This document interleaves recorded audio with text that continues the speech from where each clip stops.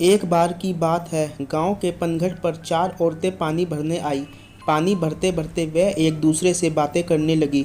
चारों के एक एक पुत्र थे। बातों बातों में उन्होंने अपने पुत्रों के गुणों का बखान करना प्रारंभ कर दिया। पहली औरत बोली, मेरा पुत्र बहुत सुरीली बांसुरी बजाता है। जो भी उसकी बांसुरी सुनता है वह मंत्र मुग्ध हो जाता है। मैं ऐसा गुणवान पुत्र पाकर बहुत प्रसन्न हूँ। दूसरी औरत बोली, मेरा पुत्र बहुत बड़ा पहलवान है। इस गांव में ही नहीं बल्कि दूर दूर के गांव में उसकी बहादुरी का डंका बजता है। ऐसा गुणवान पुत्र भगवान सबको दे। तीसरी औरत कहाँ पीछे रहती, वह बोली, मेरा पुत्र कुशाग्र बुद्धि है। उससे अधिक बुद्धिमान इस पूरे गांव में नहीं है। लोग अपनी समस्याएं लेकर उसके पास आते हैं। मैं ऐसा पुत्र पाकर धन्य हो गई। चौथी औरत ने सबकी बातें सुनी लेकिन कहा कुछ भी नहीं। इस पर वे औरतें उससे कहने लगी, बहन तुम भी तो कुछ कहो ना, तुम्हारे पुत्र में क्या गुण है? कोई ना कोई गुण तो उसमें अवश्य होगा। वह औरत बोली, क्या कहूँ बहनों, मेरे पुत्र में तुम्हारे पुत्रों की तरह कोई गुण नहीं है।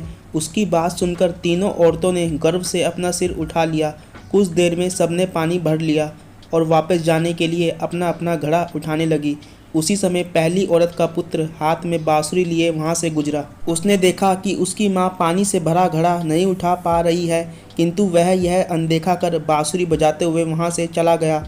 दूसरी औरत का पहलवान पुत्र कुछ ही दूरी पर मुर्दर घुमा रहा था। उसकी माँ कुएं से घड़ा उठाकर जैसे ही उतरी, उसका पैर फिसल गया। किसी प्रकार वह संभल गई, किंतु पहलवान पुत्र अपनी माँ को नज़र उठाकर देखने के बाद भी उसके पास नहीं आया और अपनी कसरत में लगा रहा। तीसरी औरत का पुत्र भी वहाँ से किताब पढ़ते हुए निकला। उसकी माँ ने उससे कहा, पुत्र मैं दोनों हाथों से घड़ा पकड़े हुए हूँ, ये रस्सी जरा मेरे कंधे पर डाल दे। लेकिन वह अपनी माँ की बात अनसुनी कर वहाँ से चला गया। तभी चौथी औरत का पुत्र वहाँ आया। अपनी माँ के सिर पर घड़ा देख वह उसके पास गया और उसके सिर से घड़ा उतारकर अपने सिर पर रखकर चलने लगा। कुएं के पास बैठी एक बुढ़िया यह सब देख सुन रही थी। वह बोल पड़ी, मुझे तो यहाँ बस एक ही गुणवान पुत्र नजर आ रहा है, वही जो अपने सिर पर घड़ा लिए जा रहा है।